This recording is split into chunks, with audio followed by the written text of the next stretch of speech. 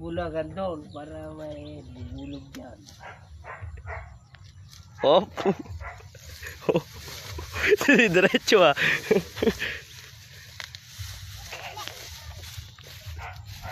Ano, lighter. Siguro yung...